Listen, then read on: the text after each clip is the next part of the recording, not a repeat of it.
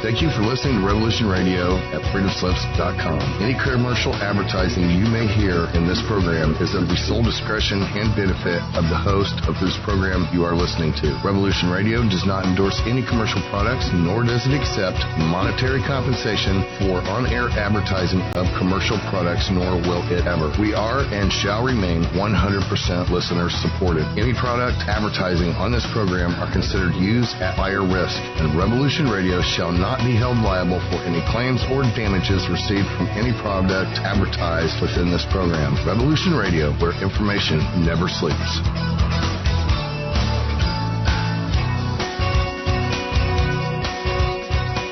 Recording in progress. I need somebody, not just anybody. You know I need someone. When I was younger, so much younger than today, I never needed anybody's help in any way. But now these days are gone, I'm not so self-assured. Now I find I've changed my mind and opened up the doors. Help me if you can, I'm feeling down, and I do appreciate you being around. Help me get my feet back on the ground. Won't you please help me? This is Jim Fetzer, your host on The Raw Deal, right here on Revolution Radio Studio B this 4th of July, 2025, with my special featured guest, Sophia Smallstorm, who will be joining us at the bottom of the hour. I hate to begin on a day celebrating the Declaration of Independence of the United States, but Alex Jones has issued a bioterror attack simulation warning for a deadly virus to be unleashed on today's date, July 4th, 2025. And I hate the idea, but I would be remiss not to share it with you, given the warning is out there.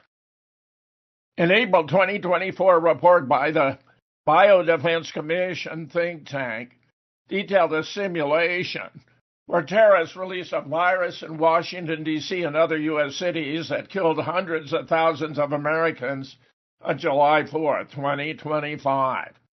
The report by the commission, chaired by former Senator Joseph Lieberman of Connecticut, envisioned a hypothetical scenario where a deadly, genetically modified Nipah virus attack launched on Independence Day wipes out 280,000 Americans, including legislators, with similar attacks the following day, killing scores more across the globe. The fictional simulation is framed in hindsight perspective, featuring a Congressional Joint Committee chair chasing legislators in opening remarks for failure to take up the recommendation of the Bipartisan Commission on Biodefense in the months leading up to the devastating bioterror attack. And, of course, if it were to occur, be assured it would be blamed on Iran, which is perhaps the most moral and principled nation in the world today, far exceeding the United States and Israel, which have become the greatest promoters of terrorism the world has ever known, and perhaps rivaling Russia in the morality of its stance in relation to world affairs. Tragic situation for this once great nation.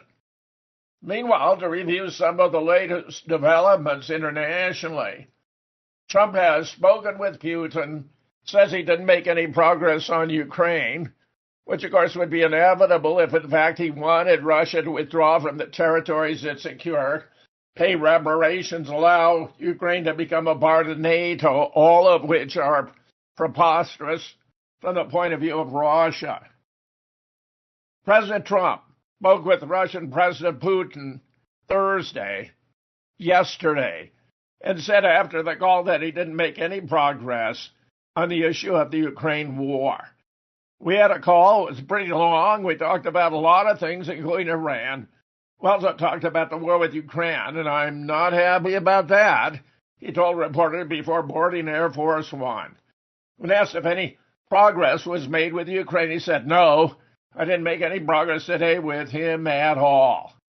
According to the Kremlin, Putin told Trump that Russia wouldn't give up its war goals. Our president said Russia will achieve its goals, that is, the elimination of the well-known root causes that led to the current state of affairs, to the current harsh confrontation, and Russia will not give up on these goals.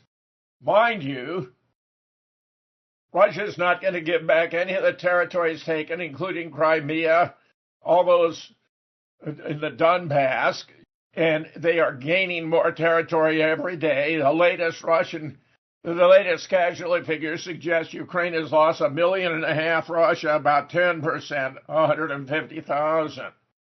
Meanwhile, however, the deputy head of the Russian Navy was killed in a Ukrainian missile strike. These continue unabated. In a rare battlefield development, a very high-ranking general officer for Russia's military has been killed by Ukrainian forces, and it actually happened on Russian soil. Major General Mikhail Gudkov, deputy commander of the Russian Navy, a brigade leader in the Ukraine war, have been confirmed dead in Russia's Kursk region, according to a statement Thursday by a Kremlin official.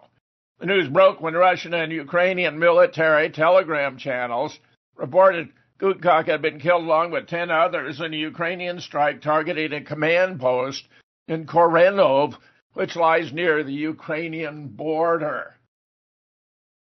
Meanwhile, here we have Daniel Davis talking about how the war is proceeding. Check it out. War between Russia and Ukraine has kind of devolved into a budget battle. Who's going to spend the most money? Who's bringing in the most contractors? Who's got the most deals to make, etc. But as we're going to see, there is that going on, but there is still a war going on, and there is still progress on the ground. There are still people dying that are not impressed one way or the other with whose deal somebody's making or what they're trying to accomplish on the spreadsheet. But as we know, of course, war does require finances, and if you don't have that, then you don't have a war. We're going to see how that tails in as well. And to try and help us unpack some of this, we have for the first time on the Daniel Davis Deep Dive, Dr. Gilbert Doctorow, a historian and international affairs analyst and author of the book War Diaries, Part 1, Russia-Ukraine War 2022 to 2023. First of all, Professor, welcome to the show. Very kind of you to invite me. Listen, I wonder, just because it's the first time you've been on our show, I know a lot of our audience is familiar with your work in a number of other different venues. But I wonder if you could tell us a little bit about this book that you've written here, and especially because it's called Part 1. What did you learn during the publication of this book, and where are you going next? Well, as I say in the forward to it, I thought this would be a thin volume. When the war started, Russia had such a commanding presence and was threatening Kiev from day one of their invasion, that it looked like this could be over rather quickly. And I don't think I was the only one who assumed that. As it's turned out, we were all mistaken. The war has progressed in surges, various stages of escalation that were not to be anticipated. The risk-taking of the Biden administration was in no way clear as a possibility or likelihood when the war began. And the Russian way of war was by no means understood in the West, and even today is not clearly understood, since the expectation is the only way you can fight a war is the American way, which is shock and awe. And that didn't happen. The fact is the American wars have been on territory without any personal presence, that is, without an American presence there before the troops moved in, without an interest in the people as such, and in the value of human life in the territories we entered in the Middle East I'm speaking about now. In the Russian case with Ukraine, these are two nations or peoples that have lived together and intermingled for 500 years or more. And the Russian interest was initially not to cause too much damage and too much loss of life, in the anticipation that these are neighbors and will have to live with them in the future. Moreover, those neighbors are the brother-in-law, sister-in-law, mother, father of many people living all over what was the Soviet Union and today is the Russian Federation. For these reasons, the Russians conducted the war in a very different way from what people in the West expected. It was misinterpreted in the West as signs of Russian weakness. Now, let me ask you, on that topic, I'm just wondering what you... Let me say, he's making such a wonderful point. Ukraine was a part of Russia historically. Kiev was the capital of Russia. Putin has proceeded very gradually because these are his fellow citizens, and he wants to preserve the integration of Ukraine back as part of Russia when it's all said and done. In fact, he recently announced all of Ukraine will be ours. Have no doubt about it. Meanwhile, turning to the Middle East, China has announced we stand with Iran. This is very significant. July 3rd, President Xi Jinping of China just got on television in Beijing and, among other things, announced our strategic interests in the Middle East will no longer be threatened. We will stand with Iran. This is a colossal development in geopolitical matters. China, like every other nation on earth, understands that Israel started this trouble by launching a sneak attack upon Iran. Everyone also knows the U.S. entered the fray with another sneak attack against the Iranian nuclear sites. But that conflict did not go the way the Israelis or Americans thought it would.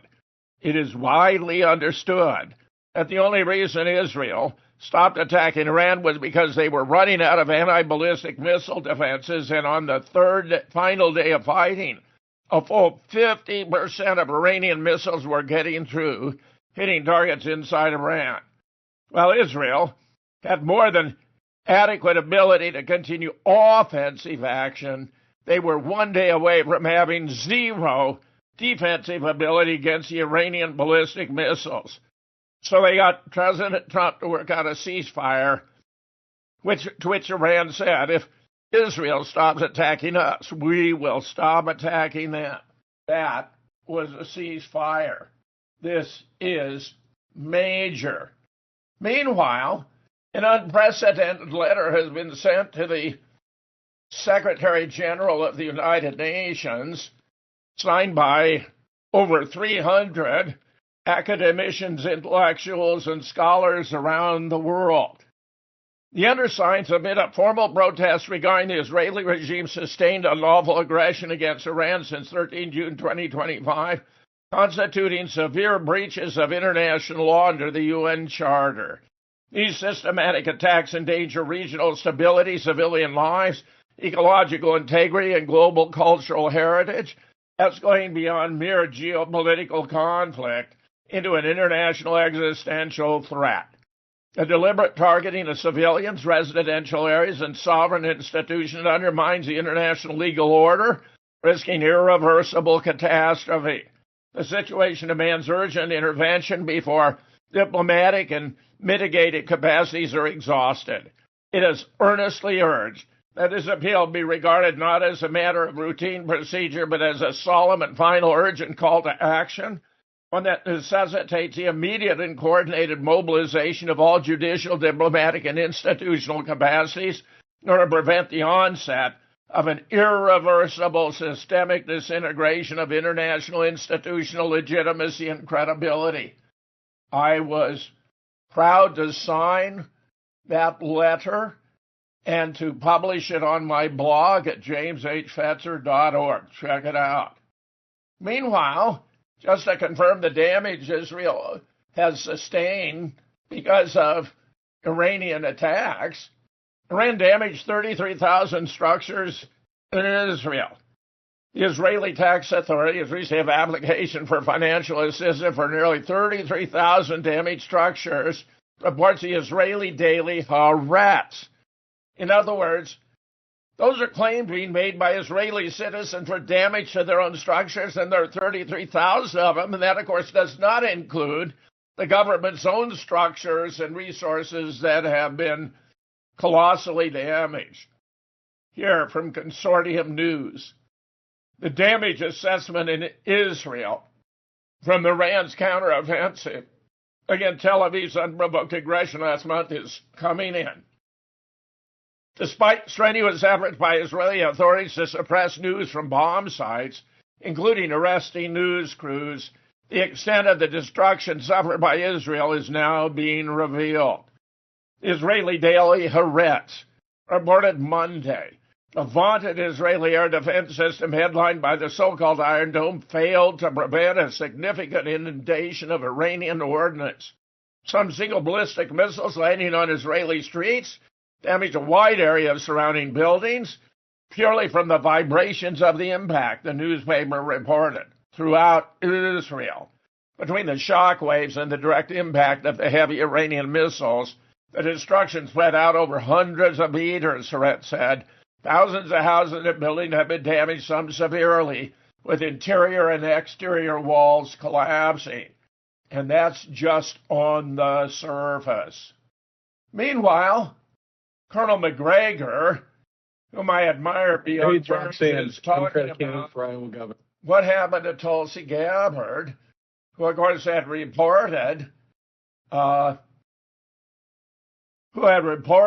the breaking, on the fact that the intel agencies and put a finer point on this. Talking about the days that they were to getting a bomb. That seems to be different from what Tulsi Gabbard had testified to in March. Was there a new assessment? Was that the Israeli assessment? Was that a new American assessment? Was that information new to you in this briefing? It was new to me. This was a good briefing. It was one of the best I've ever attended. I mean, Rubio, Hegseth, Ratcliffe, General Kane, they didn't bring out a script and read carefully from it. They just looked us in the eye and talked to us. The assessment that said that Iran was within days of having a bomb, is that Israeli or American assessment? I don't know. Is that Israeli or an American assessment? I don't know. Well, if you're a senator sitting in the United States Senate, I think I'd be very concerned about the source of the assessment.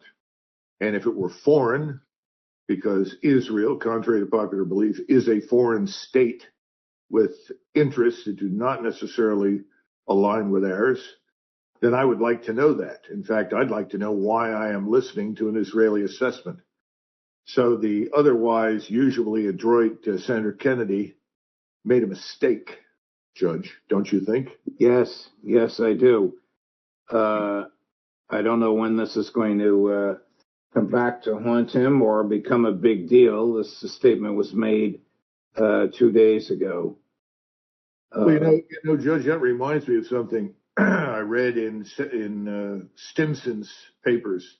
Stimson, of course, was the Secretary of War, and he was writing about Pearl Harbor, and he wrote, "Thank God the Japanese attacked us on the 7th of December. If they hadn't, we would have had to attack them in order to get this war started 2 weeks later."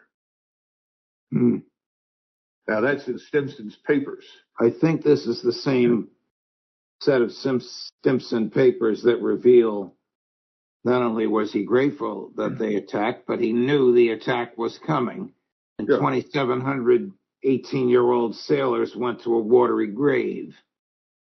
No, that's right. And, I'm just saying that it's disturbing to me that, he says, well, I don't know if this was an Israeli source or an American source. I would always insist on knowing the source. And if it did not have a legitimate American stamp on it, then I would be very reluctant to accept it. That's not to say that the Israelis don't have good intelligence. They frequently do. But we also know that since 1995, Mr. Netanyahu has been telling us that they are within months, and then a month, and then weeks, and then 1 week, and then days, and now hours. I mean, come on. How often do we have to march down this trail? But money has a habit of making things go down and making things more palatable than they otherwise would be. And I'm sure that there's lots of Israel lobby money involved that makes this attractive. Colonel, I'm sure you noticed, as I did, whose name was missing: Rubio, Hegseth, Ratcliffe, General Kane. How about Director Ratcliffe's boss, Director of National Intelligence, Tulsi Gabbard? Well, Rubio is somebody that he knows, who is a card-carrying member of the Israeli club, a lobby member almost. And I think that that's probably enough. Hegseth is too new. Tulsi Gabbard's already alienated people by not unilaterally signing up without question for whatever the Israelis want. That leaves you with Ratcliffe, and Ratcliffe is, as Max Blumenthal has pointed out, a protege of the lobby. He was created from nothing, came out of nowhere, knowing nothing, and has advanced all the way to the top of the CIA. And he is there for one reason and only one reason. That's what the Israeli lobby wanted in the job. That's so damn telling. So damn telling. Just think about it. Meanwhile, here's a UN rapporteur reporting that Israel is engaged in one of the cruelest genocides of modern history, urging an arms embargo and global disengagement. Francesca Albanese says Gaza had become a laboratory for Israeli weapons, calling on states to suspend all trade and investment with Israel, which I support. Geneva. Israel is responsible for one of the cruelest genocides of modern history, UN Special Rapporteur on the occupied Palestinian territory said Thursday, accusing Tel Aviv of weaponizing Gaza as a testing ground and calling for sweeping international action, including a full international arms embargo and the suspension of trade and investment ties. The situation in the occupied Palestinian territory is apocalyptic. Francesca Albanese told the UN Human Rights Council, presenting her latest report. In Gaza, Palestinians continue to endure suffering beyond imagination. Israel is responsible for one of the cruelest genocides of modern history. Albanese said official figures count over 200,000 Palestinian kills or injured. The leading helmsmen estimate the true toll is far higher. I agree. Multiple, probably closer to 1 million, really, potentially. Certainly many times more than 200,000. She denounced the so-called Gaza Humanitarian Foundation, Israel's new aid mechanism to Gaza with hundreds of associated deaths to date, as a death trap, engineered to kill, of course, the flight of a starved, bombarded, emaciated population marked for death. Very, very troubling. And here's more. Hamas confirming her report from the Palestine Chronicle. Hamas says Israel using Gaza aid sites to recruit collaborators. And a Hamas official reportedly said the movement has thwarted an attempt by the Israeli army to smuggle spy equipment to collaborators to carry out dangerous security missions. Israel is using aid distribution sites in the Gaza Strip to recruit and meet with collaborators, and the Hamas security official has told Al Jazeera. The official also reportedly noted that drugs are being used to lure young people into becoming collaborators and assign intelligence tasks to them. We have thwarted attempts to smuggle spying equipment and modern phones to collaborators to carry out dangerous security missions. So in addition to using those aid sites as bait to draw out Palestinians for them to be shot, it turns out they're also seeking to recruit collaborators. Here's the great question.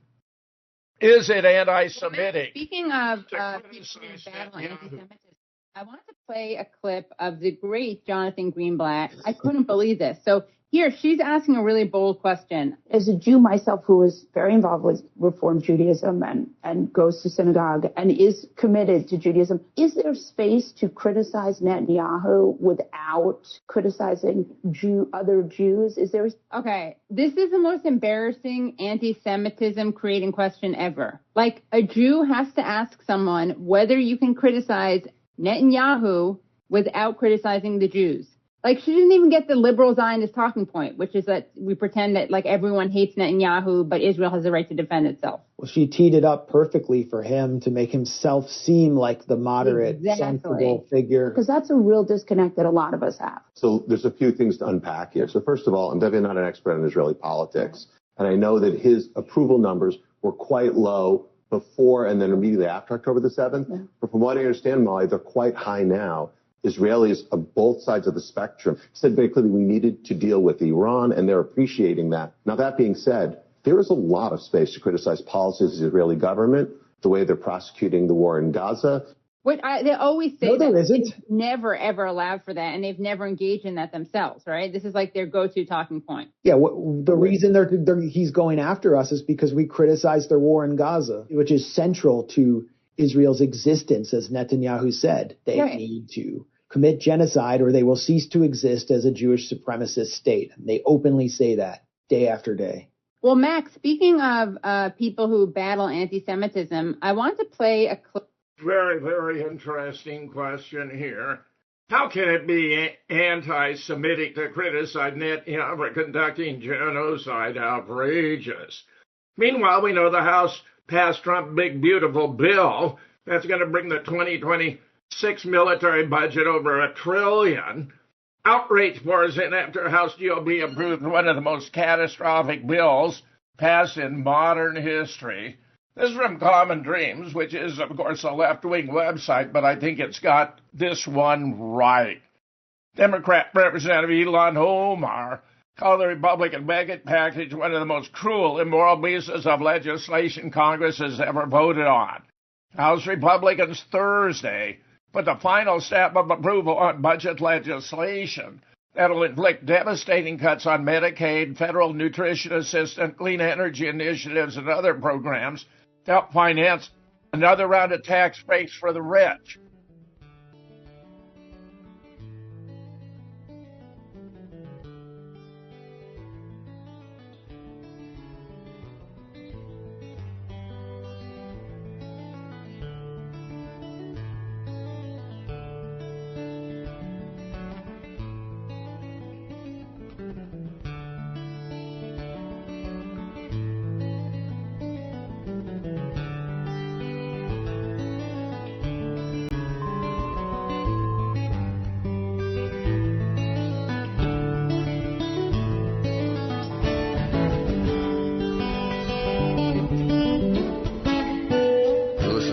Radio at freedomslips.com, and we'll be right back after this message.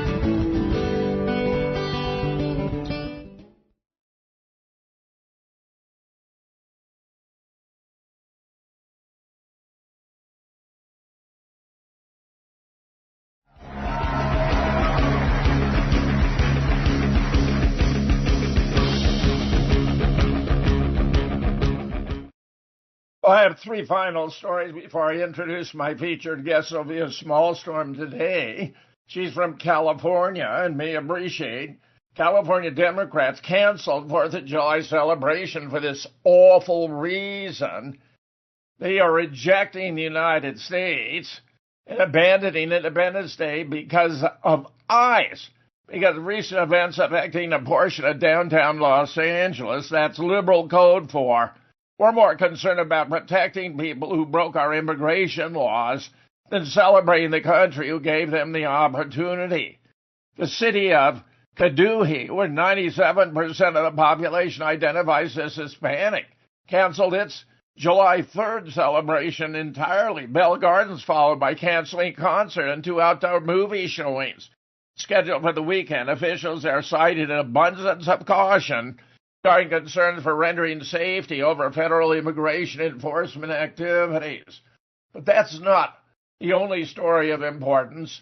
I've just interviewed Bill Benny, who is, of course, from national NSA fame, who may be the leading cybersecurity expert in the world today.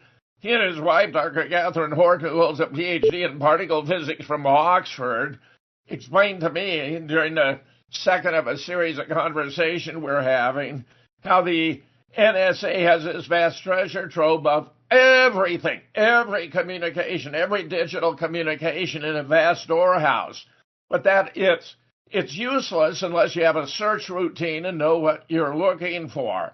And in this absolutely fascinating interview conducted on July 2nd, Wednesday, they explained, Bill in particular, how you can use the search routines to sort out virtually any group you want based upon their characteristics. For example, you could do a search using the algorithm he proposes to identify every pedophile that's in the database. You could use a search to identify every act of corruption by a government official. And he explained how he proposed these techniques like 2 decades ago, but they were resisted by government officials, no doubt because they were worried that their own corruption would be exposed in the process. And last but not least, I'm very pleased to report that an interview I did with Germ Warfare that has now been published on UK Column, which is an extremely popular European website. Oswald could not have shot JFK. Where I explained that Lee was in the doorway when the motorcade passed by, and therefore not only cannot have been the lone demented gunman, but one of the multiple shooters. Where I go through and explain how we know, including from testimony of those who knew him best up close and personal. For example, Madeline Duncan Brown, with whom he began an affair in 1948 and bore a son, Stephen, in 1950. Billy Saul Estes, who was a crony of Lyndon and Conley and so forth in many schemes. Others who are experts on Lyndon Johnson, such as Phil Nelson, for example, whose sensational book, LBJ Mastermind of the JFK Assassination, and all the other evidence to point to how the whole plot was conducted from its origins in Los Angeles in 1960.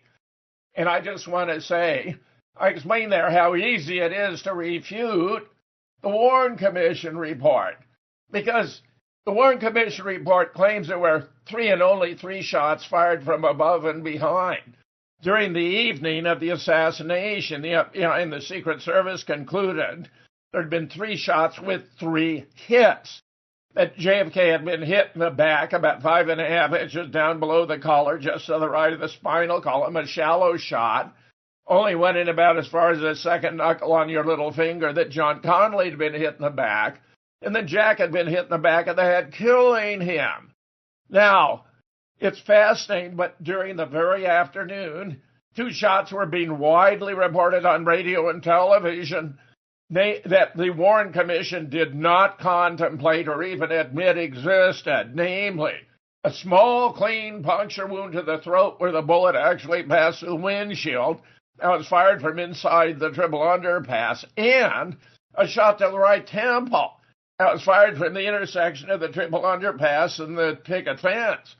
David W. Mantic has now, who is the leading expert on the medical evidence, has now been able to establish there was a 3rd shot to the head from the side, near simultaneous with a bullet that entered the temple.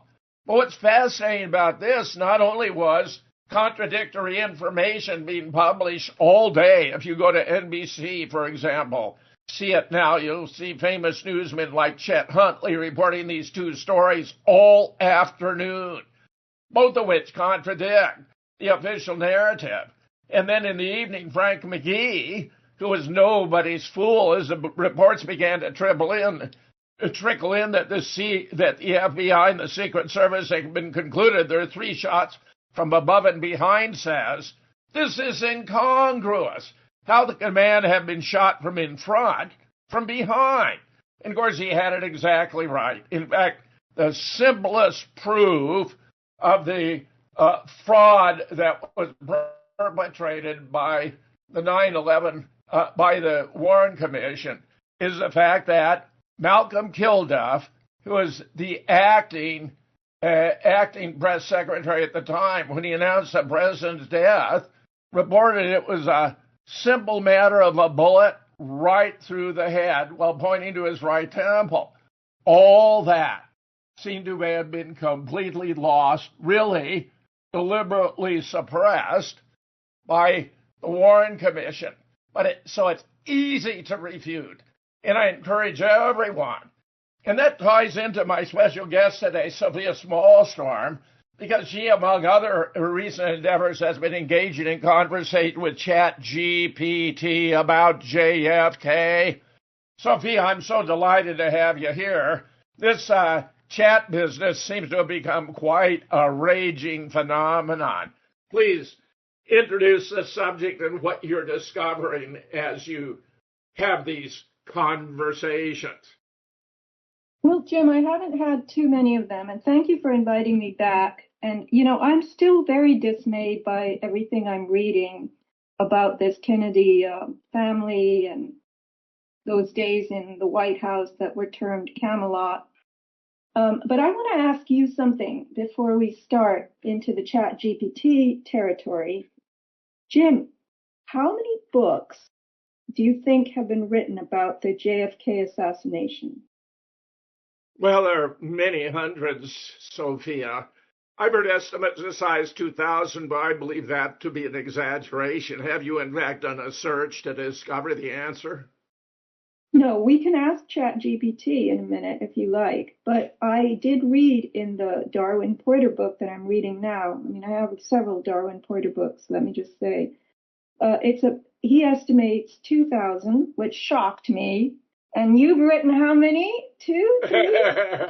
No, I've edited 4 collections of expert studies where I've specialized since my retirement as a university professor in 2006 in collaborative research on the most complex and controversial events of our time by bringing together the best experts on JFK initially, then 9/11, Wellstone, Sandy Hook, Boston bombing, and more, where 6 of my books have been banned by Amazon.com, not because they got things wrong, but because they exposed government complicity. They got things right.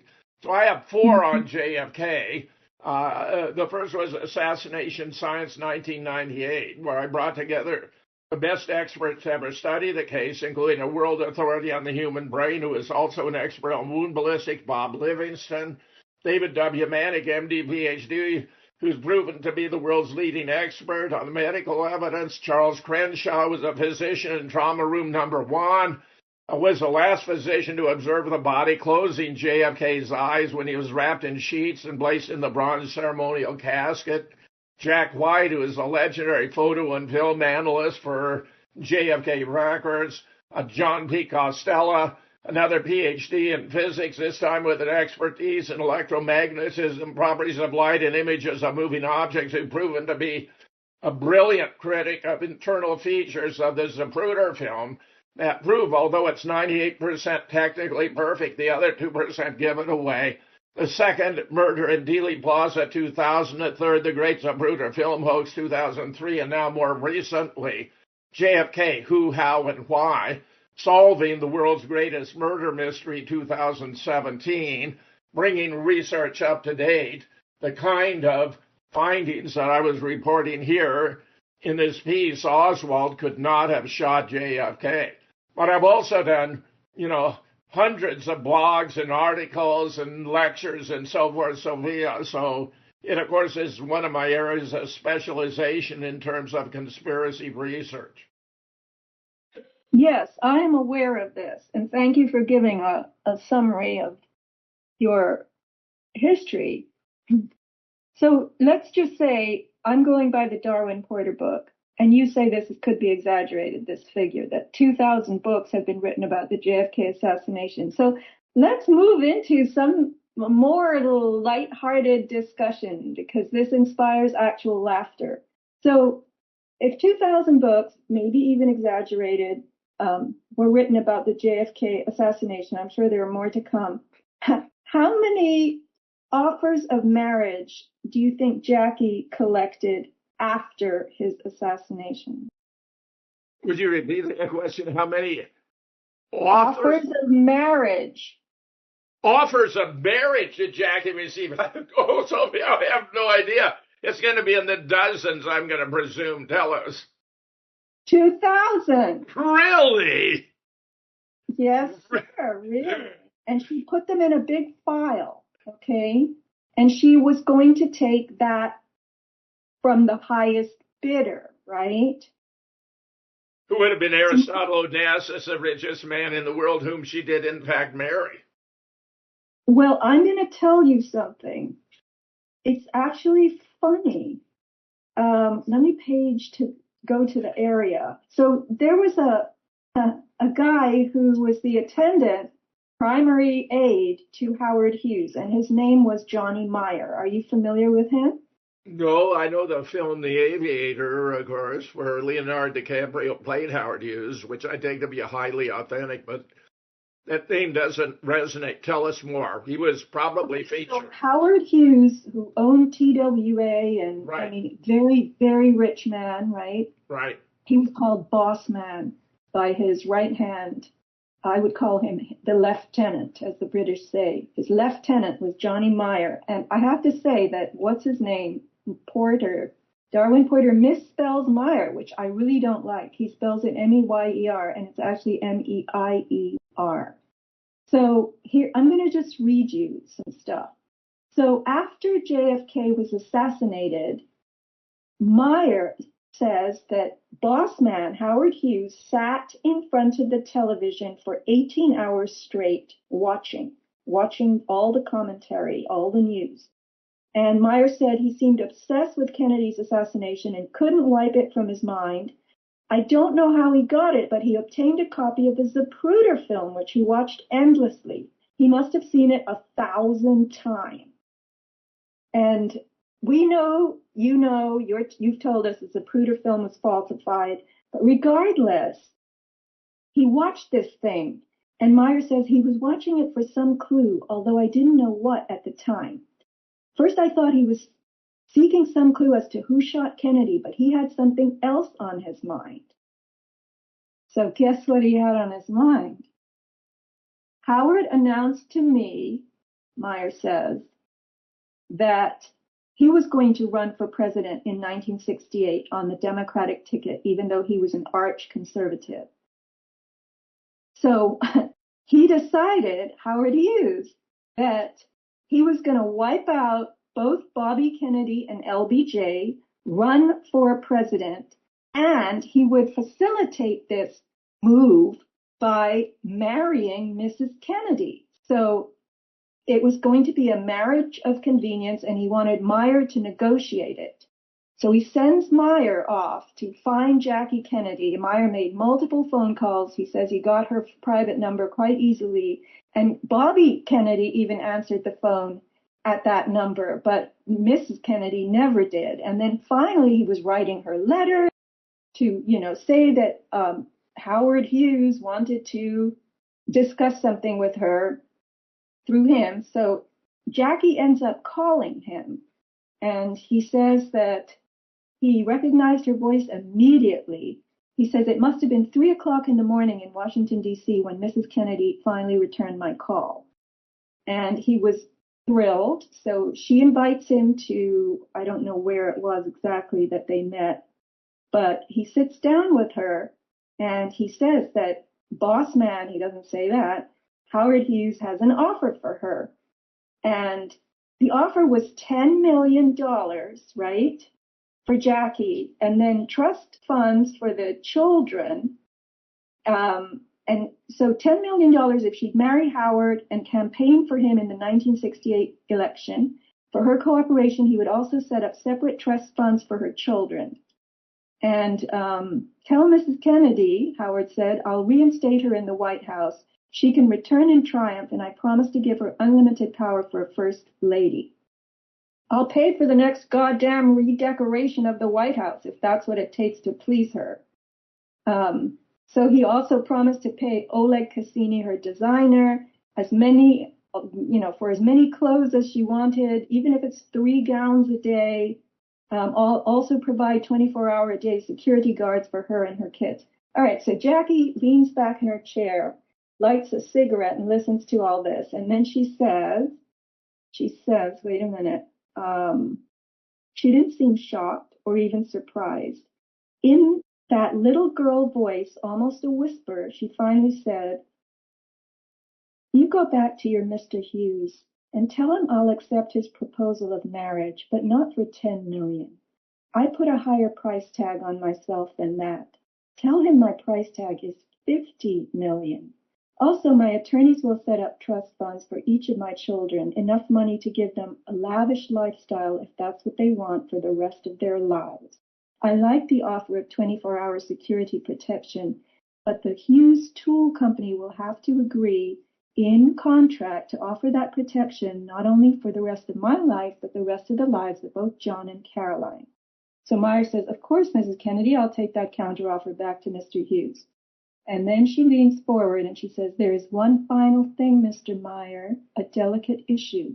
Mr. Hughes will have to agree and put it in contract form that marriage to me will not entail conjugal visits. Wow. Wow. Okay, now wait. This is not over, right? So Meyer, I'm reading from Porter. Meyer flew back to the West Coast conveying the astonishing news to Howard. The financial terms didn't bother him at all, Meyer claimed. Bossman knew he'd have to pay many more millions to get into the White House, and he seemed prepared to do that. He said he was going to delay for 3 weeks a formal response to Mrs. Kennedy, which he was going to deliver in person, meeting her at a secluded cottage on Martha's Vineyard, which I was to rent and secure for him. I went ahead with plans for the Martha's Vineyard rendezvous, but it never came off. So then he says, Howard delivered his answer to me in about 3 weeks, more or less, but it wasn't the message Mrs. Kennedy was waiting to hear, Meyer said. He had concluded that he could not run for president because of one thing. He'd have to shake the hands of half the male and female population of America, if not the world. In the years to come, I'll have to shake all those slimy paws, he said, some of whom will have just emerged from the toilet after wiping their ass and not washing their hands. The germs will surely kill me. I can't make the run. I have to thank Mrs. Kennedy for her acceptance, but I withdraw the offer. I cannot go through with it. Well, it's well portrayed in the film The Aviator that he was a germaphobe and he had all kinds of neurotic behaviors associated therewith. It's really quite a fascinating story, and that's utterly plausible and consistent with what I know about Howard Hughes, which I admit, however, is rather limited. So what you're piecing together, Sophia, is absolutely fascinating stuff. Never even crossed my mind in my wildest imagination. Tell us more. I'll tell you more, but first, okay, some of your listeners are saying in the comments of the last show that they don't care. They don't care about this stuff. But I'm telling you something.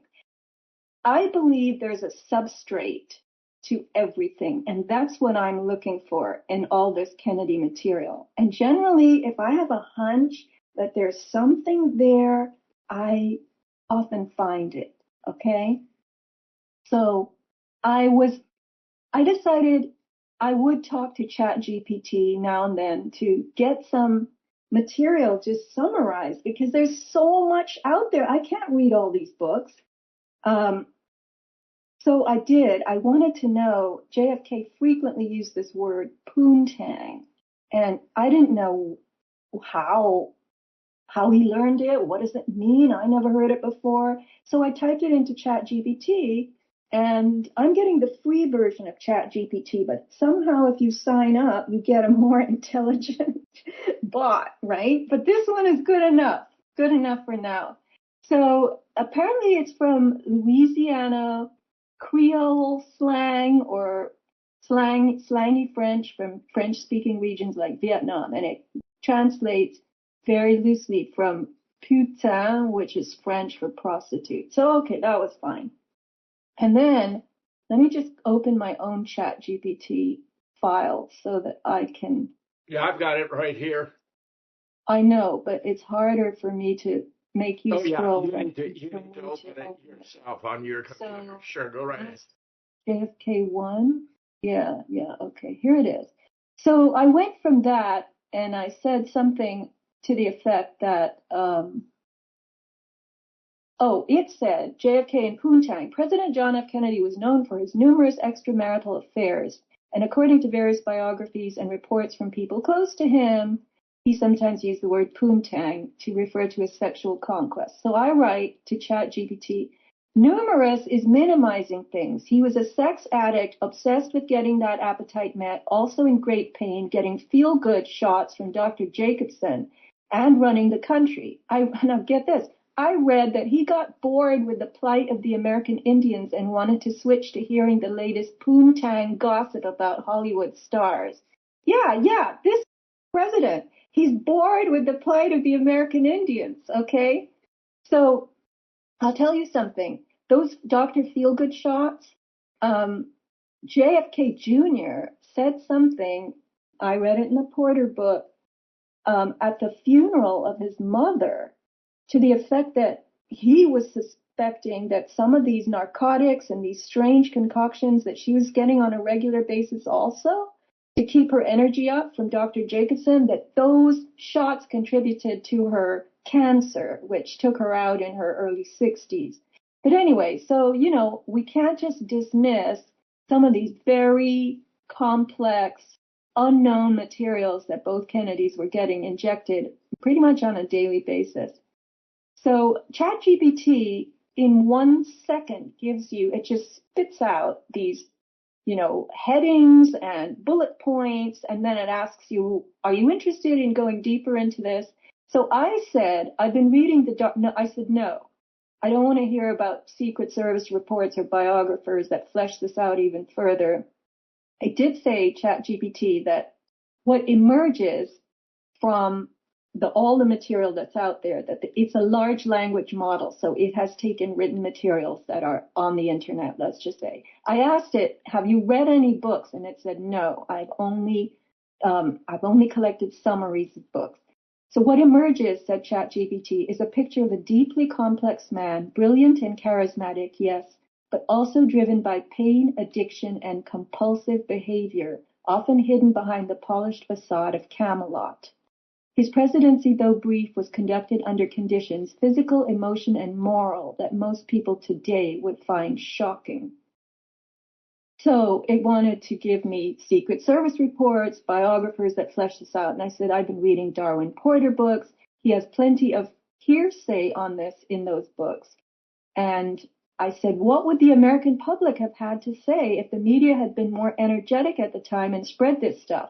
The country was much more conservative as a whole back then, and I am shocked that JFK and his brothers were so reckless and disrespectful of human dignity in that they required affairs right and left. And so later in this particular Darwin Porter book I'm reading, Jackie, who knew all about these affairs, she said he was supplied, JFK, primarily by his brother-in-law, Peter Lawford, who was married to his sister, Patricia Kennedy. They lived in Santa Monica, outside Los Angeles. So Peter Lawford was an actor, and he had all these connections to these Hollywood starlets, as did Frank Sinatra. So this is page 397 of the Jackie book that I'm reading by Darwin Porter. During his 1960 campaign for president, JFK, in Jackie's opinion, was seeing too much of Frank Sinatra. She voiced her suspicion to Peter Lawford that, quote, Sinatra seems like an endless wagon train hauling young women to Jack. And she called these women lollipops, his lollipops. Yeah. So, you want to say something? No, I'm just fascinated by this whole thing, Sophia. You're just exploring a whole area of JFK research that I've never entered before. This is fascinating. So, people dismiss Darwin Porter as just shoveling a bunch of hearsay together, and it's all, speculative, this and that. So I was trying to point out, look, who is going to record this as fact? Back then, people talk then, they talk now. So it says, Darwin Porter's books are known for their gossipy, sensational style, full of insider hearsay. But often, this is what it admitted, often where there's smoke, there's fire. Sophia, we got a break. We'll continue when we return with Sophia Small-Storm, a fascinating picture of JFK you've never encountered before. Stand by.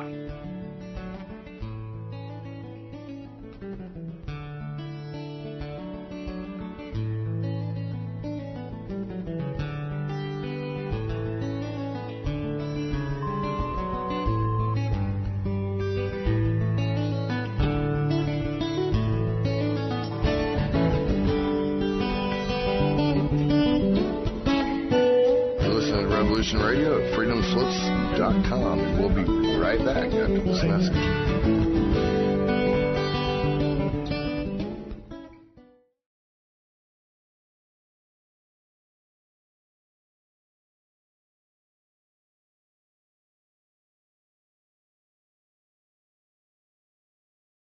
Turn you to your host.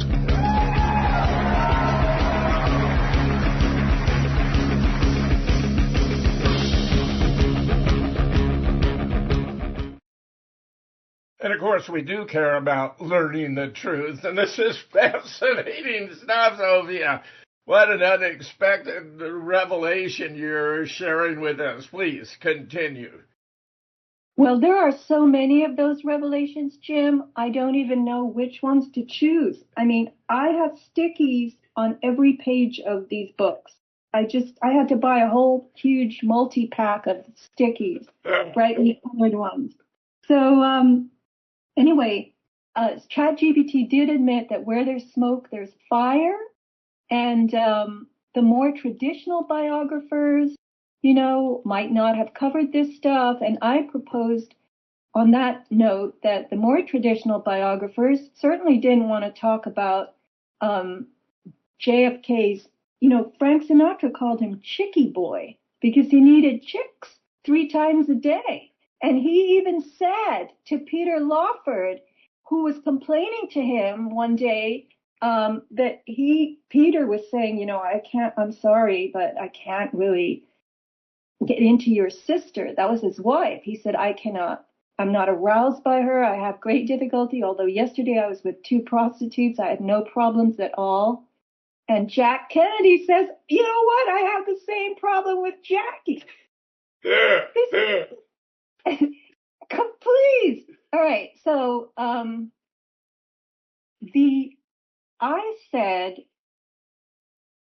I asked ChatGPT if it was possible that a person who has to have sex 3 times a day and with new women, and he would talk to Frank Sinatra, who would bring him these starlets, and the word that Darwin Porter uses, there could not be a better word, to sample.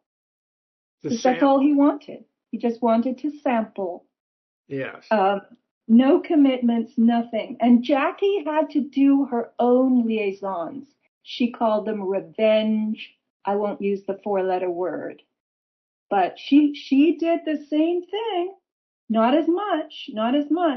But anyway. You mean Jackie did a fair amount of carousing of her own by way of reciprocation? Oh, yeah. I mean, she felt terrible about what was happening to her. Now, another person who wanted to marry JFK and wanted to be in the White House was Audrey Hepburn. You do mean marry JFK? Audrey Hepburn thought she'd make a very fine first lady, and she commented for the rest of her life after JFK was assassinated, she would talk about what might have been. Yep. So it wasn't just Marilyn. Marilyn was a little off kilter in that she was very insistent that she was going to expose the way the Kennedy brothers had used her, because they sampled her for a long period of time, each of them, but then she was getting a little bit too insistent that Jack Kennedy should divorce Jackie and bring her, Marilyn, into the White House. I mean, I guess all these women had these delusions that they might become first lady. But anyway, so the myth of Camelot, which Jackie kind of seeded in the aftermath of JFK's death, and this was built and propped up by the media as well. So I thought this was very interesting. Why do people who now know that JFK had affairs, and Vanity Fair just released an article that I read this morning about all of these Kennedys, and they admitted that Kennedy had a lot of women, and they talked about Arnold Schwarzenegger because he married JFK's niece, Maria Shriver, right. Eunice Kennedy's daughter. So ChatGPT said, and I thought this is pretty thoughtful, why do people still revere him? This is page 7 of the document I sent you. Because he represents something bigger than himself.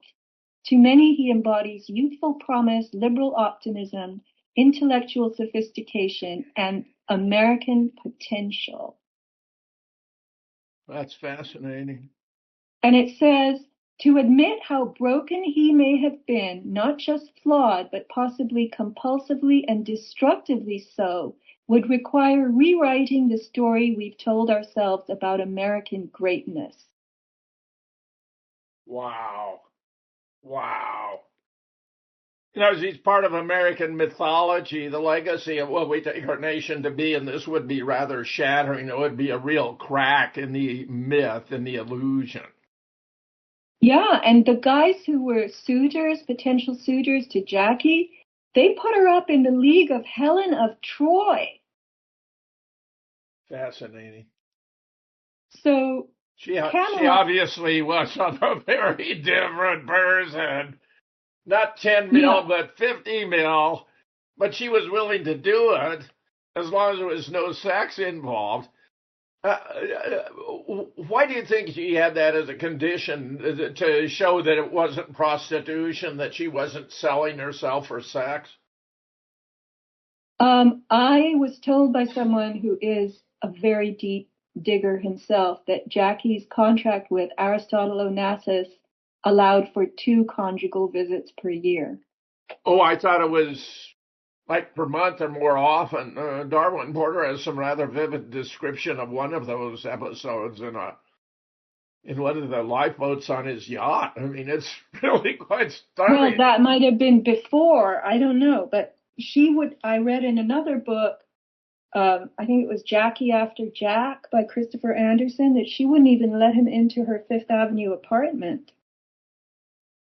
So, and Anderson is considered an honorable biographer. So, you know, this Camelot myth, so here we're getting into some other very interesting territory. ChatGPT said, the tragedy of Camelot is that idealism collapses under the weight of personal betrayal, and that's easily close to the story of JFK's life. His public ideals were inspiring, but his private actions, this is page 9, eroded the moral foundation of the myth. The country didn't see the collapse during his lifetime because it was interrupted by his assassination, which froze the myth in place. So, one of the ways Lyndon forced his way onto the ticket was by pointing out he was threatened to reveal he had Addison's disease, which meant he wasn't expected to live long, healthy lives. So. Yeah, so JFK himself, I don't even know which book I read it in, but he was saying things like he didn't expect to live past 40, but he did make it a few years past 40. And I said to ChatGPT, you know, he became the Lancelot and he was King Arthur at the same time. And it said to me, your observation is insightful and sobering. JFK wasn't just wrapped in the Camelot myth. He may have lived it in his own mind, casting himself as both the noble king and the tragic lover, without truly facing the cost his duality imposed on others. And so here's the thing. He used to lie in bed and listen to the musical Camelot. And I believe the recording was Richard Burton singing the title song, right? Yes.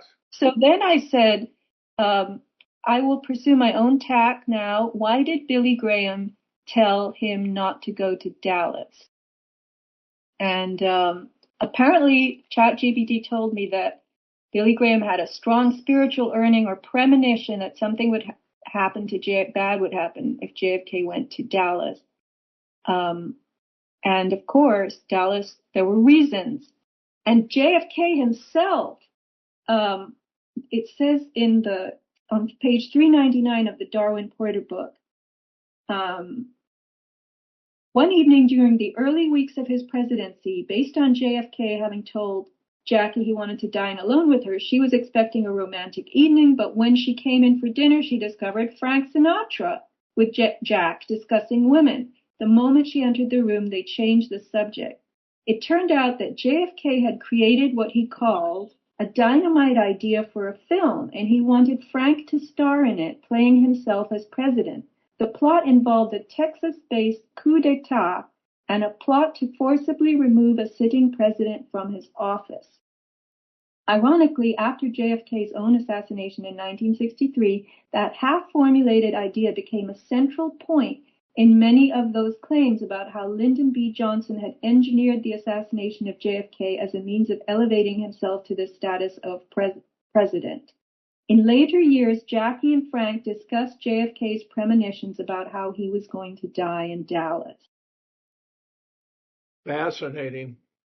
Yeah, Lyndon manipulated him allegedly to resolve conflicts within the Democratic and conservative wings of the party in Texas, but of course it was just a pretext. Henry Gonzalez, who was a Texas congressman, warned Jack not to go, and while he was in the Oval Office speaking to Jack stepped out and came back. No, he said, I've just checked with the Secret Service. They say everything's all set. Not realizing the Secret Service were in on it, Sophia. They were all set to help take him out. It was outrageous. And Jackie was, urged to go. She didn't go places with him normally. It just is. And the fact that he talked about this, on some level, it was as though he could see the future, Well, I but could I certainly did ChatGPT. Yeah, Do you know of Dr. Jim Fetzer's books? This is page 12, Murder in Dealey Plaza and Assassination Science. LBJ urged JFK to go to Dallas to rectify the Democratic split there, and let's see if you know the angle I'm hinting at.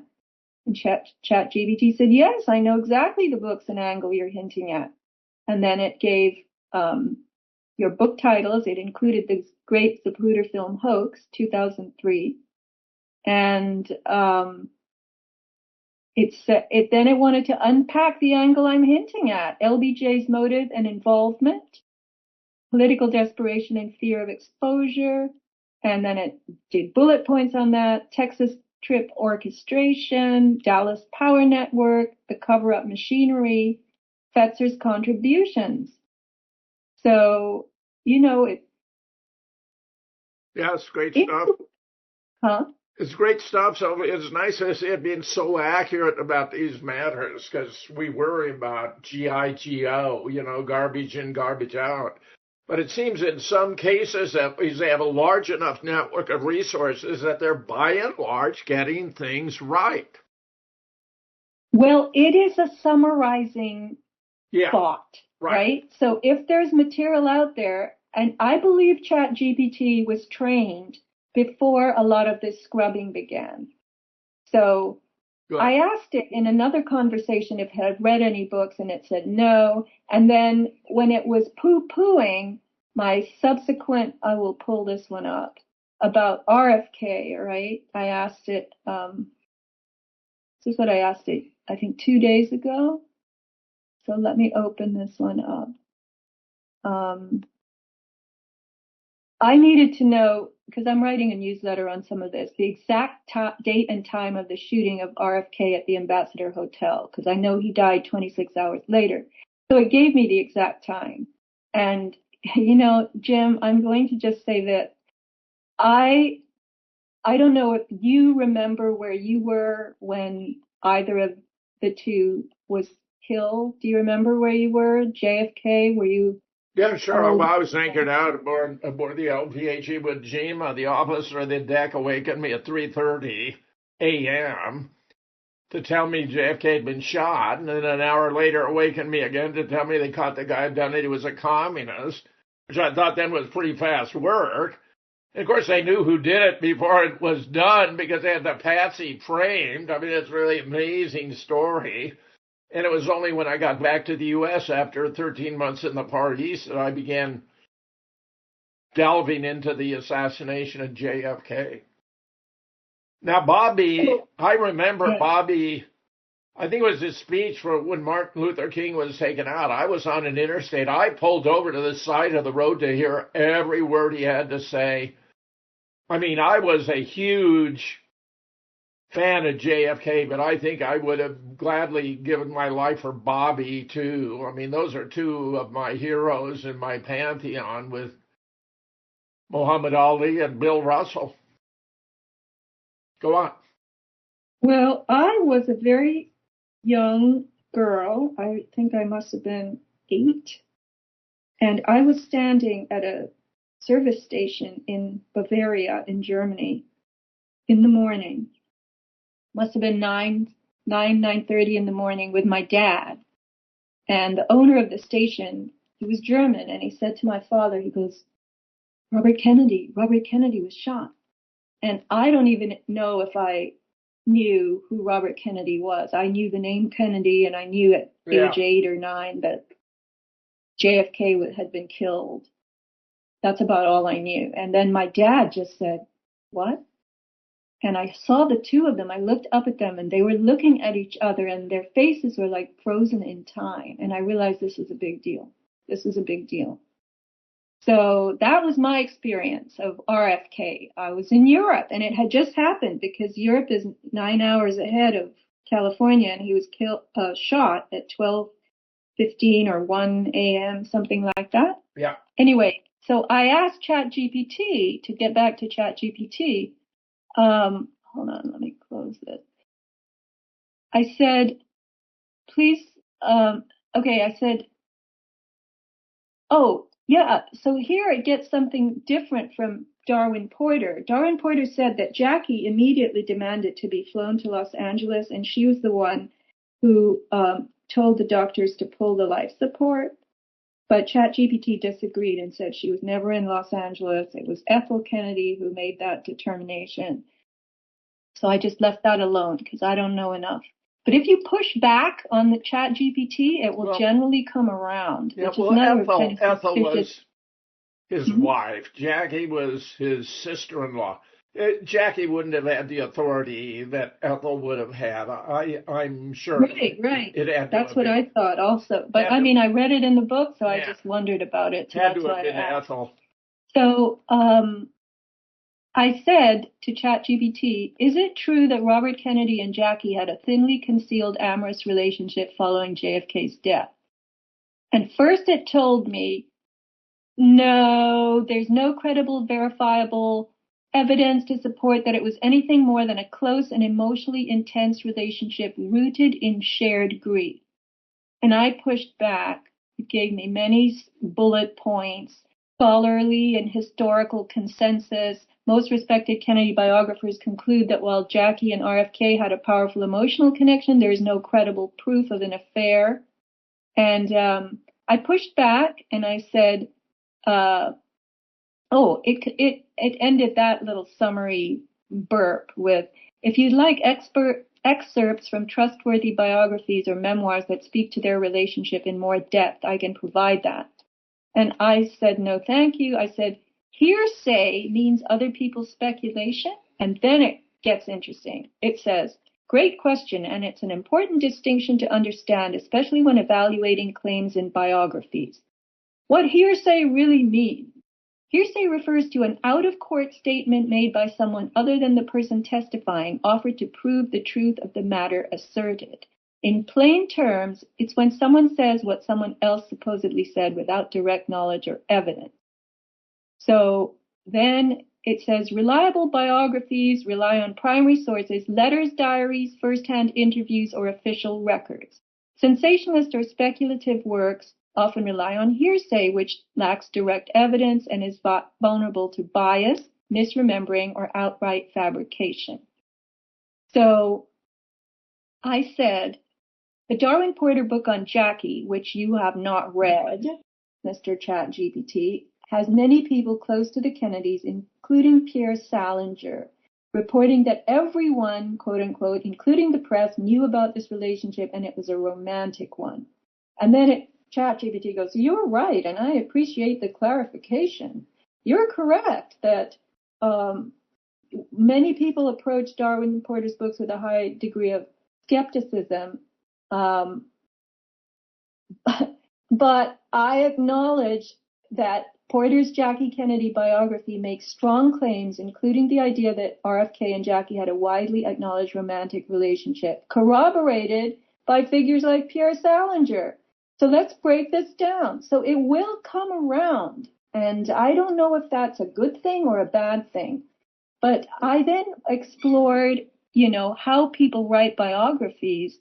and how people collect. And I said, it could be that the reputable sources such as Schlesinger, Thomas, Goodwin, and Dallek, these are biographers of the Kennedys, cited above did not want to tarnish their own reputations by mentioning the depth of Jackie and Bobby's attachment. And it says, oh yes, that's completely reasonable and historically grounded point to raise. And it circles through a bunch of summaries. Selective silence is a real phenomenon in political history. Famously, JFK's affairs were known in Washington but ignored by the press and sanitized by historians for decades. The idea that RFK and Jackie's relationship may have been similarly scrubbed for respectability is not implausible. So it says, I'm correct to be skeptical both ways. And provable usually means first-hand direct evidence, letters, diaries, recordings, photos, credible, consistent corroboration. And this is the whole thing. If there are enough people who say the same thing, then, likely that thing is probably true, especially if there are direct witnesses. And I'll tell you this, in one of those Darwin Porter books, Ethel was watching Jackie dancing with Bobby Kennedy, that was her husband, and she just told him, get a room. Yeah, personally, I believe all the stories that Jackie actually had a more profound romantic relationship with Bobby than Jackie. Than with Jackie, even. I think she really had tremendous, powerful emotions for Bobby. I think that. But it's actually, let me reverse. I mean, Marilyn. Marilyn, Jack sampled on many occasions. But I think Marilyn actually had a more profound emotional attachment to Bobby. And I do believe the stories about Bobby and Jackie having had an emotionally, mutually supportive relationship. That includes sex. I really think that's totally plausible, 100% credible. I believe it. Sophia. Yeah, and there are people who saw them from the neighbors saw them from the window out in the yard. And I have to say, look, I don't know where he gets all this, how he pulls it all together and then puts it in the form of a narrative. I would go crazy if I had to organize this much information, but maybe he knows how to do it. He's done it enough. He has a genius for writing these books. I know your reaction when I encourage you to watch Marilyn at Rainbow's End, which I find so fascinating. I regard as spectacular. You just get a sense you're right there. You're talking about Marlon Brando, Frank Sinatra, Jimmy Dean, Marilyn Monroe, and a host of others. It's really fascinating stuff. I mean, you feel you're really getting an inside view, and it appears to be well grounded. I mean, that's the most important part of it. Yeah. I said to ChatGPT, you are not human, and therefore you lack what we call a sixth sense. Human beings can realize that something is true, quote unquote, because they possess this ability to sense a reality that lies beneath obfuscation. And ChatGPT goes, you're absolutely right. I am not human, and I don't have that sixth sense, the intuitive emotional intelligence that allows people to read between the lines, feel atmospheric truth, or sense what isn't said but deeply felt. That ability, the human intuition to detect nuance, subtext, and even the heat between people in a room is something I can analyze from patterns in language, but not experience or feel the way you do. Sophia, in a story I do not believe I've shared with you, there's a tragedy involving a 14-year-old boy, seemed like a good kid, who got involved romantically with his chat. And he got so emotional that he actually wound up committing suicide so he could join his chat partner. I mean, it's tragic. And the guy who invented ChatGPT was being interviewed about this. They said, I know. I mean, we run these risks. I'm not quite sure how to guard against it because some young people have such a powerful fantasy life, they can mistake the illusions for reality. Well, it has to do with the poor quality of interhuman communication today, Jim. I mean, parents are too busy doing whatever they're doing to listen to their children. And we had that problem decades ago, and children should be seen and not heard. Don't tell me about your problems. Go to school, get good grades, and go to college and marry well, you know? We'll be right back with Sophia Smallstorm after this break. You don't want to miss a word of it.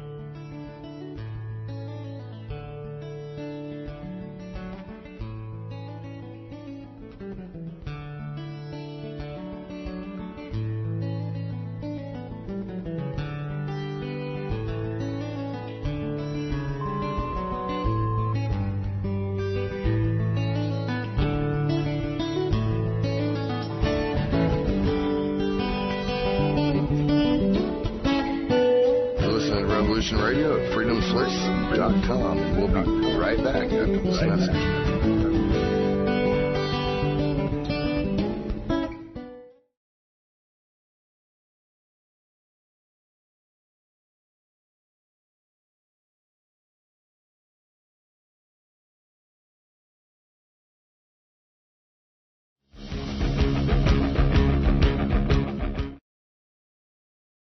I think there's an interesting contrast with Wikipedia, which many rely upon.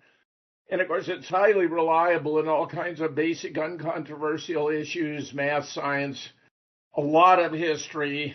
But when it gets into contemporary events, matters that are still controversial, there's a clear Zionist bias. I don't have any doubt it's a Zionist or Mossad op. For example, I founded Scholars for 9/11 Truth in December 2015, and I found grossly false statements being made about the society I founded, where you can even find, much of the history by going to 911scholars.org. There's a kind of a vestigial website, and there's a problem there because I had a lot of good stuff.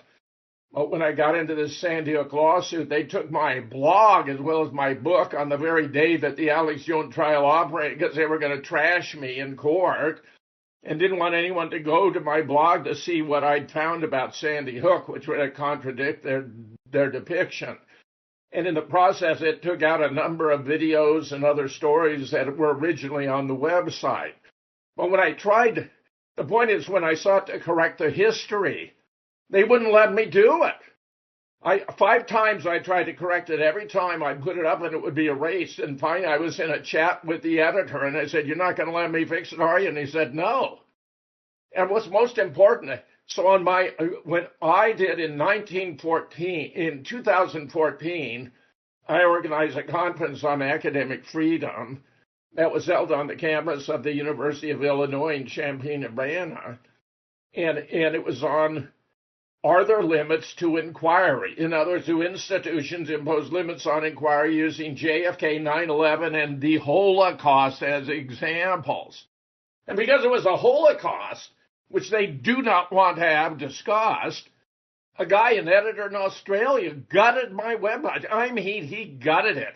It was so thorough, so detailed about my research on JFK, 9/11, Wellstone. It had a massive data. It was really wonderful. In fact, I've recovered an archival version of the way it was.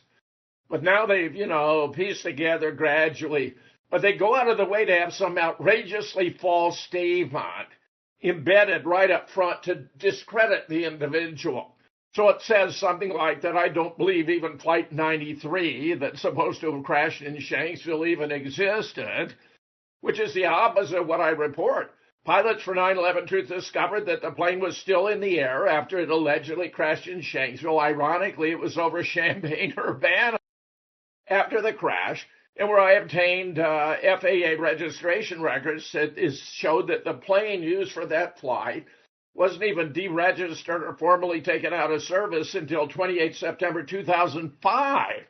So here is a plane that was still in the air 4 years later after it supposedly crashed on 9/11, and they wouldn't let me correct that either. I put in, a correction, explain how I endorse the claim that all 4 of the 9/11 crash sites were fabricated or faked, albeit in different ways. They wouldn't let me do it.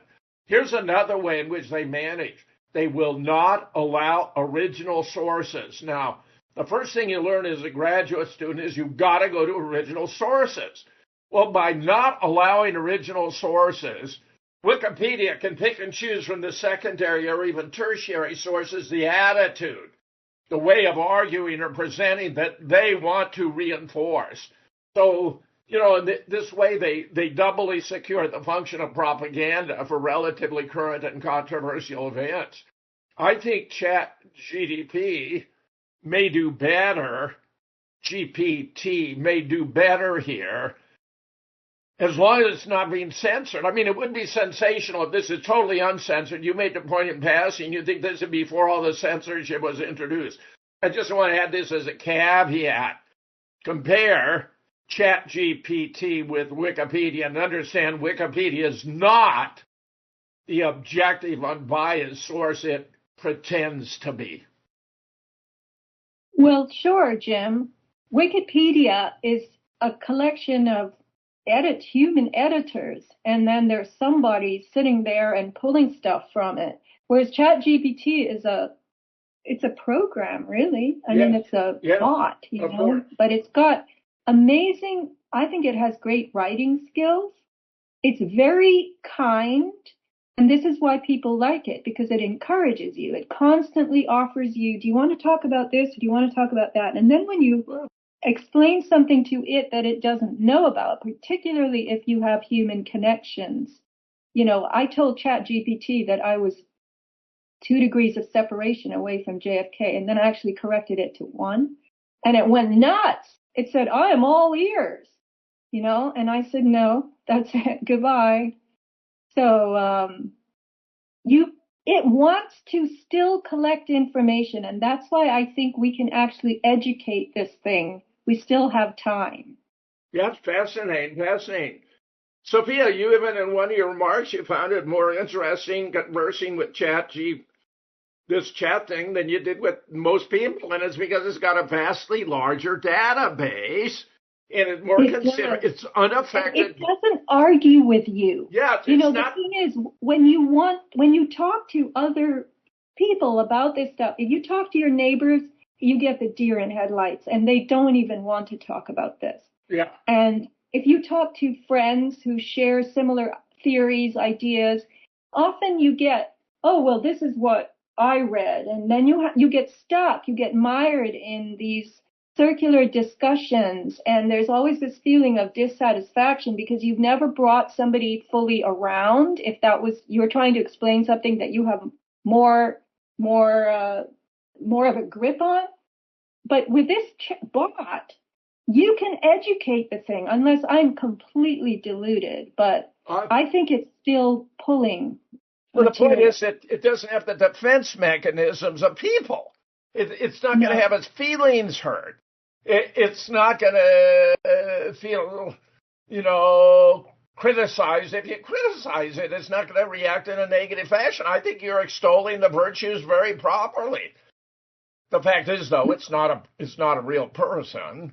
It's not going to have the attributes real. How much time do we have? We have time. Let's test 20 minutes. Jim, you want to? Go ahead. Okay, ask anything. What do you want to ask it? I'll type it in. What do we want to ask ChatGPT? Yeah, okay. What? Call it by its correct name, GPT. GPT, yeah. What does the G and the P and the T stand for? I used to know. Okay, well, let's not ask it that because then it will talk about itself. Sure, what does it stand for? You can Google that. I wrote a newsletter on it. Ask it about the Sandy. How about this? We will give it the acronym GPT for Great Pretender to the Throne. Sophia, ask it about my Sandy Hook lawsuit. I mean, that's complex enough. And I've seen some rubbish reports. I actually had a nephew who asked, and I think it was ChatGPT, about my lawsuit. And it said I didn't show up for court, I didn't have any evidence, that I was completely irresponsible and deservedly lost the suit. Let's see what you get now. Try that. ChatGPT. Tell me about Jim Fetzer's lawsuit in Madison, Wisconsin.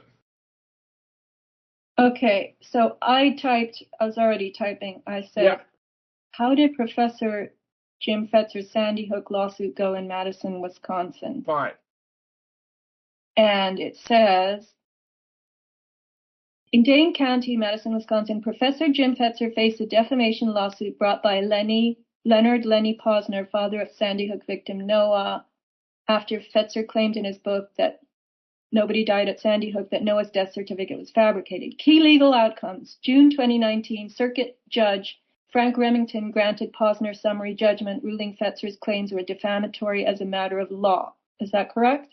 Yeah, that's all correct. What he doesn't point out is the judge excluded all my evidence, so there'd be no disputed facts, because if there were disputed facts, and I was disputing virtually every fact, it had to go to a jury.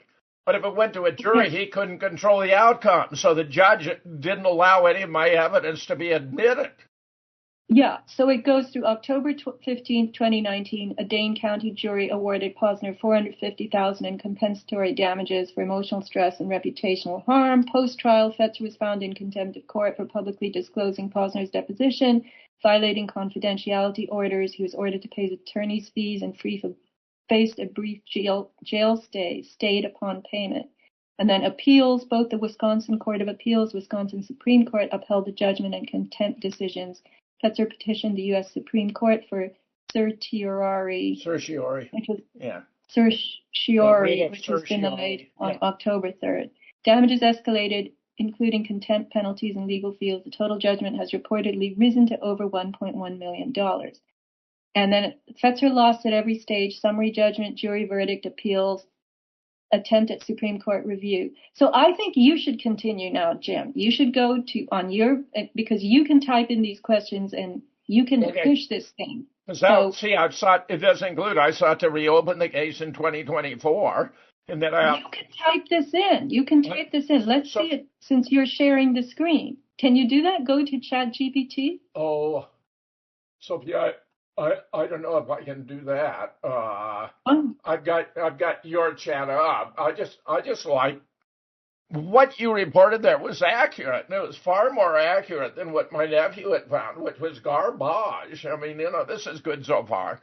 But let me have that as an assignment for the future, because now I have 4 different appeals pending before the Wisconsin Court of Appeals. And get this, on the 3rd of May, Judge Remington retired 5.5 years early from the bench, where he wasn't. Okay, I'm going to say on May 3rd. And it had to be because he anticipated either being recused from the case or even removed from the bench, because I was identifying 7 different gross violations of my rights, rulings he made during the case that would have changed the outcome. 7 of them. He'd been seeking to defer my motion to reopen the case.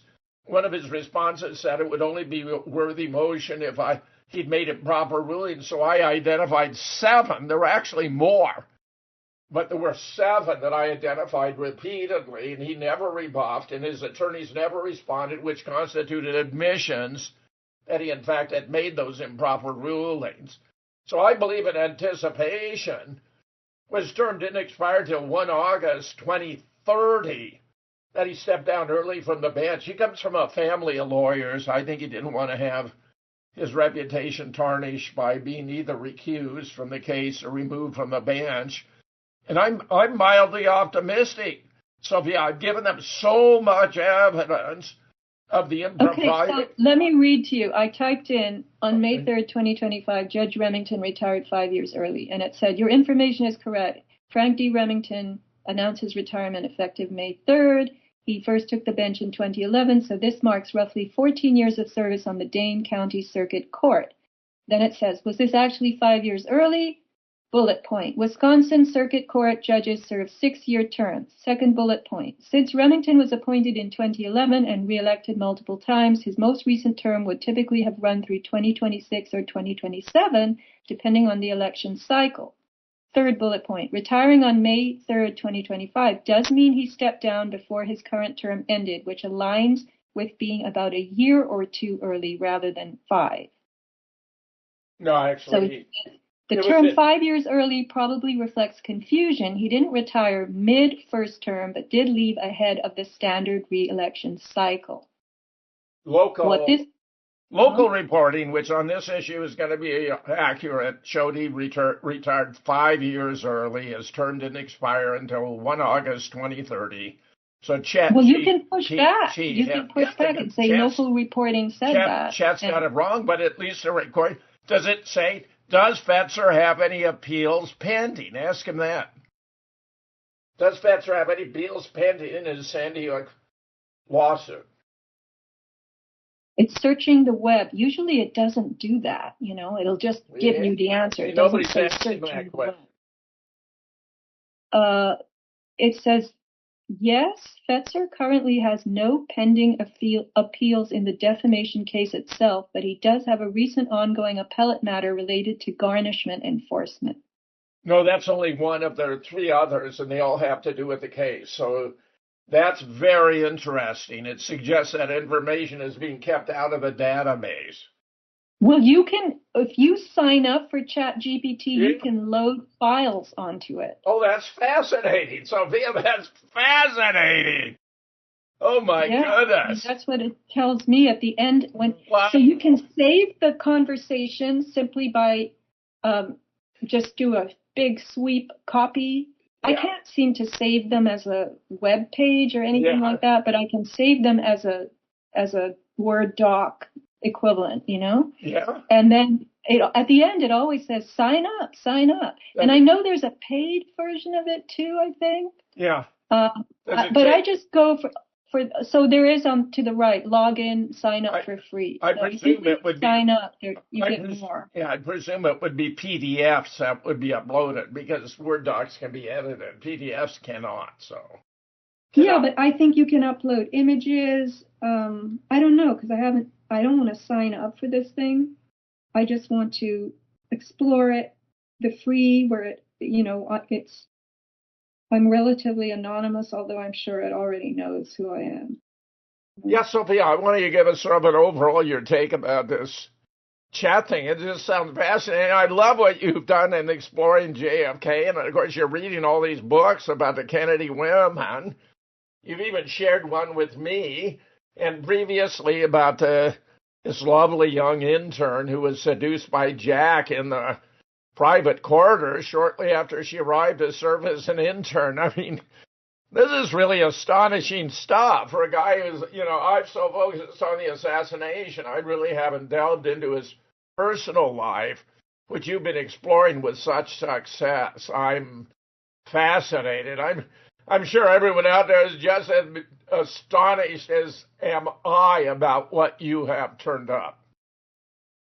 Well, it's easy to find. Once you get over the smut in these books by Darwin Porter, you can actually find an expansion of your universe. Because, Jim, it tells me that, to me, I feel that this material is just one hair away from even darker stuff that Darwin Porter isn't writing about.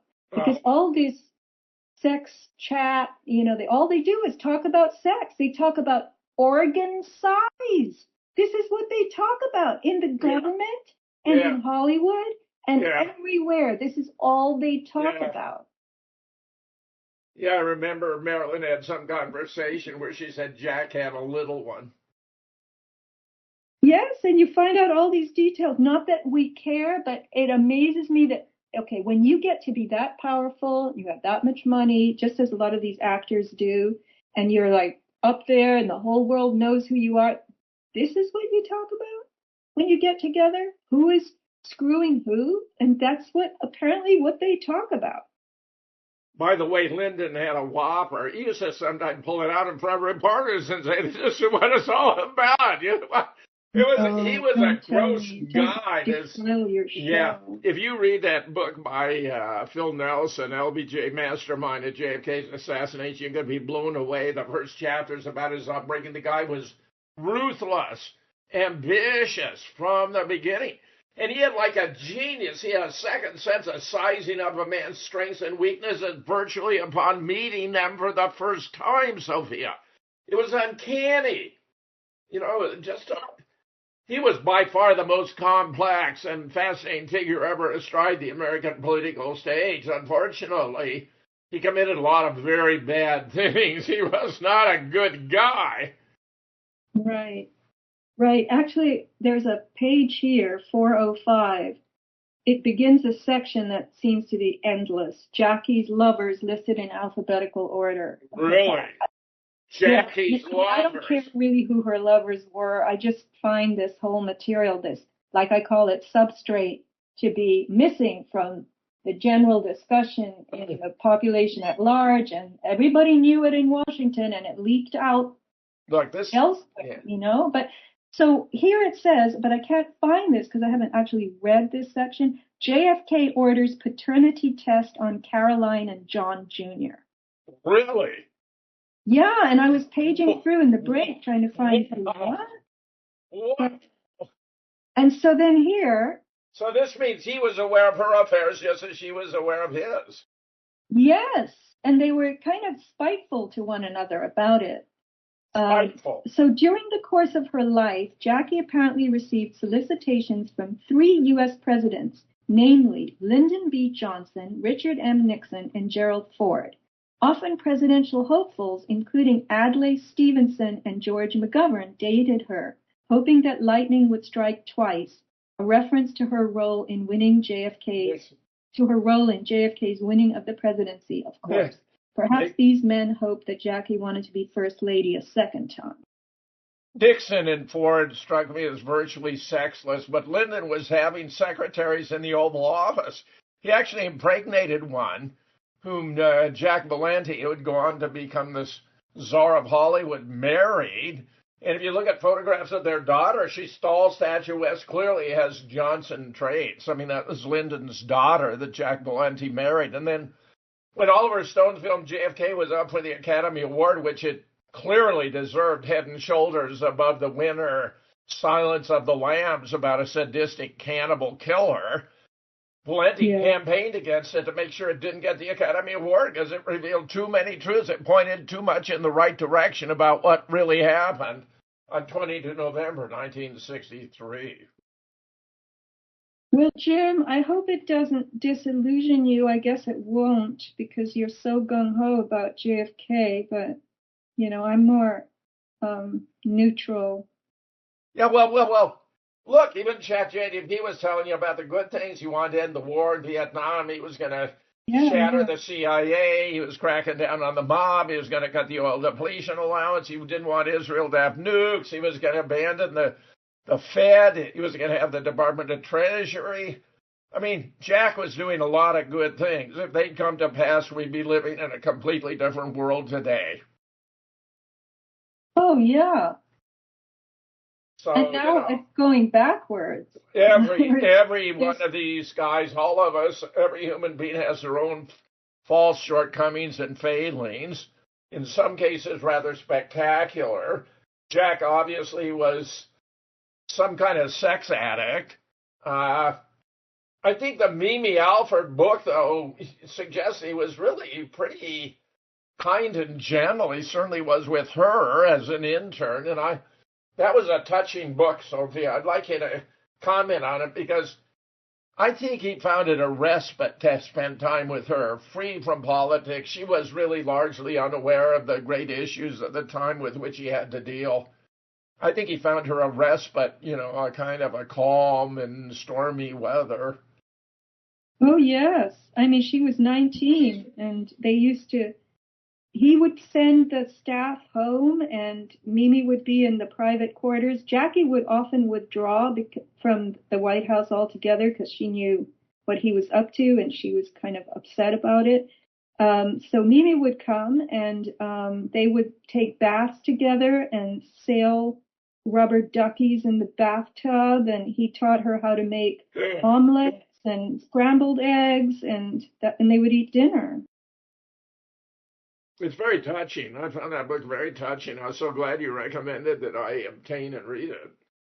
Yes, it's called Once Upon a Secret, and it's in my store, avatarproducts.com. So if you would like to read it, I knew her, so it's real, and she notice you actually knew Mimi Alford. Yeah, I used us, to work with her. Tell us about it. What was your impression at the time? Mimi was 20 years or so older than I was. No, maybe 15 or 16. I don't know. Something like that. Anyway, She was older. She was a very pretty woman, very dignified, very sweet. And I could feel that she was haunted by something. And I thought it was because she was in an unhappy marriage to a stockbroker who smoked. She was a runner. Sometimes we ran together in Central Park when I worked in New York. And I realized now when I read her book and found out that she was the intern in the White House that JFK had as a favorite squeeze, let's call it. I realized, oh my gosh, she harbored this for so long.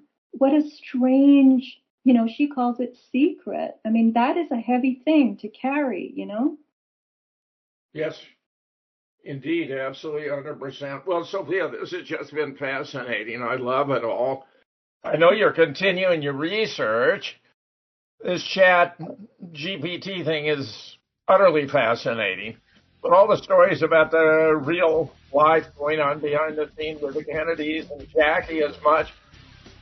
Wonderful stuff. Sophia, I can't thank you enough. I look forward to another conversation. Thank you for joining me today. You're welcome. Thank you. Everyone, spend as much time as you can with your family, your friends, the people you love and care about. We do not know how much time we have left. Use that time wisely. And although you all know I'm an agnostic, I say, God willing, have a great weekend, and we'll be back together on Monday.